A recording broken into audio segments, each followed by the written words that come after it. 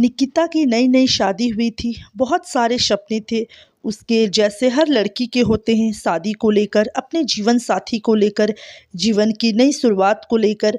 पहली बार वो अपने ससुराल आई। निकिता एक पढ़ी लिखी, सुंदर और नए ख्यालों की लड़की थी। दोनों की जोड़ी ऐसी थी कि किसी की नज़र ना लगे। लड़का महाराष्ट्र में एक कंपनी में, आईटीआई कंपनी में ऊंची पोस्ट पर था। निकिता के ससुर भी पहले सरकारी नौकरी में ही काम करते थे और अब रिटायर हो चुके थे। देवर भी बढ़िया सी नौकरी कर रहा था। सब कुछ एकदम अपनी जगह पर सही था। शादी के दिन सारी विधि करते करते और घर आते आते बहुत रात हो गई थी। आते ही निकिता की सास ने एक छोटी सी घर में पूजा विधि कर ली। निकिता की ननद मनीषा ने अपनी माँ को समझाने की बहुत कोशिश की कि सब कोई बहुत थक गए हैं और बाकी की विधि दूसरे दिन कर लेंगे, पर वह सुनने को तैयार ही नहीं हुई। दूसरे दिन घर की बाकी रस्म निभाई गई। 2-3 दिन बाद निकिता की रसोई पूजा भी करवाई गई और उसने अपनी पहली रसोई में खीर बनाया, जो सबको बहुत पसंद आया। ससुर ने अपनी बहू को शगुन के तौर पर 1000 रुपये इनाम में दिए और बहुत सारा आशीर्वाद दिया और कहा कि घर में इसी तरह से अन्नपूर्णा बनाए रखना। सास ने निकिता को कमरे में बुलाया और कहा कि परसों मैं तुम दोनों के वैवाहिक जीवन, सुख शांति, नवग्रह शांति आदि के लिए पूजा रखी है। सुबह सुबह ही उठ जाना और बाल धोकर अच्छी सी नई साड़ी पहन लेना। निकिता सब कुछ बड़े ही गौर से सुन रही थी। अचानक सास ने पूछा, अच्छा तुम्हारी तारीख कब है पीरियड्स की? तो निकिता ने कहा कि ऐसा पीरियड्स की। तो सास ने कहा कि ऐसा ना हो कि मैं अपनी तैयारी करूं और तुम सब पर पानी फेर दो। निकिता को यह सब सुनकर थोड़ा अजीब लगा। ज़्यादा ध्यान नहीं दिया। वो बोली कि अभी 5-6 दिन बाकी है, तारीख को कोई गड़बड़ नहीं होगी, पर शादी की भाग दौड़ में मैं कुछ कह नहीं सकती। तब सासू माँ ने कहा, एक काम कर लो, गोलियां खा लेना ताकि पूजा में कोई भी विधि बाधा ना उत्पन्न हो। साक्षी ने हाँ में सिर हिला दिया और अपने कमरे में चली गई। पूजा विधि सब ठीक से हो गई। रोहित की छुट्टियां खत्म होने वाली थी।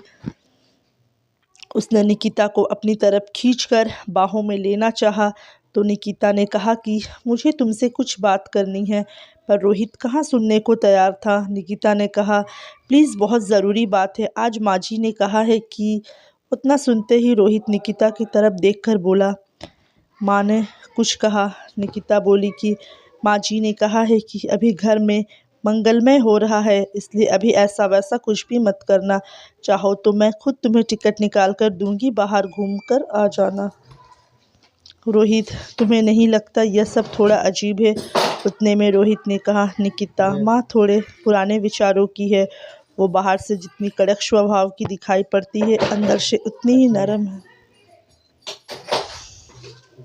तुम कभी भी उन्हें किसी चीज़ के लिए मना मत करना, क्योंकि मेरी छोटी छोटी चीज़ तो दिल में घर बना लेती है और आगे कितना भी कुछ कर लो फिर दिमाग से जाती नहीं है। मैंने माँ को कभी किसी बात के लिए मना नहीं किया है और यह सिर्फ 4-5 महीने की ही बात है। एक बार फ्लैट का बचा काम पूरा हो जाएगा, फिर तो तुम मेरे साथ ही रहोगी। फिर तुम्हारी जैसी मर्जी वैसे रहना, मुझे कोई प्रॉब्लम नहीं है और मेरी तरफ से कोई बंधन नहीं होगा। रोहित की बात निकिता अच्छी तरह से समझ गई और उसकी मम्मी ने भी यही समझाया था कि शुरुआत की कुछ दिन ससुराल वाले जैसे बोले वैसे ही करना, चाहे तुम्हारी इच्छा हो या ना हो। अगर तुम सभी के दिलों में अपनी जगह बनानी है, जैसे बोले वैसे ही करना। उसे अपनी मम्मी की बात भी याद आ गई। 5 दिन के बाद रोहित चला गया। निकिता को पीरियड्स आ जाते हैं। अब तो सासू माँ उससे बात भी नहीं करना चाह रही थी। वह निकिता को देखने तक को तैयार नहीं थी। निकिता को उन्होंने स्टोर रूम में रहने के लिए कह दिया और उसका खाना पीना सब वहीं भेज दिया करती थी। जैसे तैसे पीरियड्स के दिन ख़त्म हुए और आगे से पीरियड्स आने पर निकिता ने अपनी मम्मी के घर जाने की बात बोली। तब सासू माँ ने कहा, अच्छी बात है, चली जाना, मुझे भी बार बार छुआछूत के कारण साफ़ सफाई नहीं करनी पड़ेगी। लोग कहते हैं यह सब भगवान को चढ़ता नहीं है, फिर फूल कैसे चढ़ जाते हैं? भगवान को बुलाने के बाद ही कोई पेड़ को फल जाते हैं, वैसे ही एक स्त्री का शरीर होता है। सब मासिक धर्म जरूरी होता है, उसके बिना तो इंसान का जन्म ही नहीं हो सकता।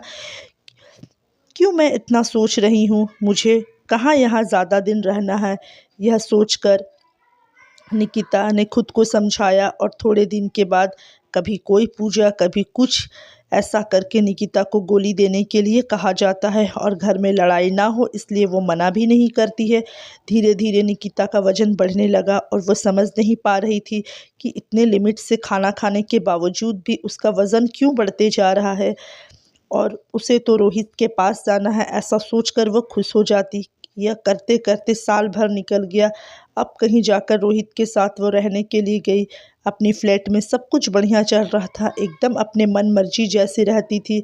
कभी कभी सास का फ़ोन आ जाता तो सास कहती कभी ये पूजा है कभी वो पूजा है, और उसको वहाँ से भी दवाई लेने के लिए बोल दिया जाता था और वह दवाई के लेकर अपने पीरियड्स की डेट को आगे बढ़ा देती थी।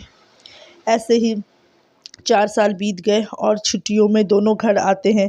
घर में भी कोई पूजा का कार्यक्रम ही रखा हुआ था जिसमें रिश्तेदार और घर के अगल बगल सभी परिचित लोग आते हैं। रोहित की बुआ जी बोली, हमें पता है तुम दोनों नए नए नए ख्याल की हो, पर शादी के 4 साल होने को है, कुछ तो सोचो बच्चों के बारे में। भाभी तो भगवान जी के पीछे हाथ धोकर पीछे पड़ी है कि कोई खुशखबरी मिलेगी, पर ऐसा लग तो नहीं रहा है। सब उनकी तरफ देखने लगते हैं। निकिता को यह बातचीत तीर की तरह चुभ जाती है और वह अपने कमरे में आकर रोहित से कहना शुरू कर देती है। रोहित बोलता है, तुम चिंता क्यों करती हो, अभी हमारी उम्र थोड़ी निकल गई है, किसी अच्छे से डॉक्टर को दिखाएंगे और इलाज करा लेंगे। 2 दिनों के बाद दोनों वापस अपने फ्लैट में आ जाते हैं और एक अच्छे से डॉक्टर के पास जाते हैं। डॉक्टर ने बैठने के लिए कहा और डॉक्टर को सारी बात विस्तार में बताई। इतने में डॉक्टर ने कहा, पहले निकिता तुम ये बताओ कि क्या तुम्हें हर महीने पीरियड्स आने में कोई प्रॉब्लम तो नहीं होती। तो निकिता ने बताया कि उसे ज़रूरत पड़ने पर पीरियड्स आगे आने के लिए गोलियां लेनी पड़ती है।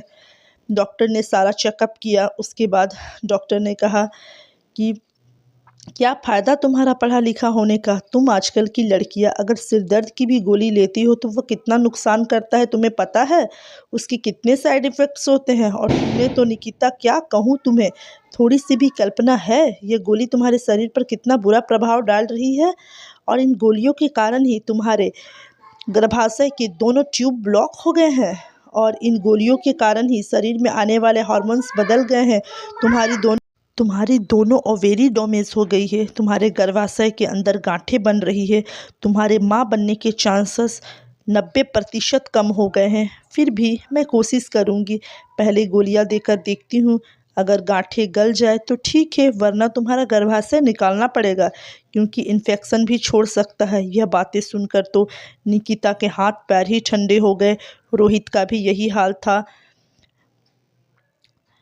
निकिता ने सोचा भी नहीं था कि इसका परिणाम इतना भयानक हो सकता है। फिर वह गुस्से से उठी और डॉक्टर से बोली, मुझे पता है कि मुझे यह नहीं करना चाहिए, लेकिन आप बताइए मुझे ऑपरेशन के लिए कब आना है। डॉक्टर बोली, आप ये क्या कह रही हो। निकिता ने कहा, ना गर्भाशय रहेंगे ना पीरियड्स आएंगे।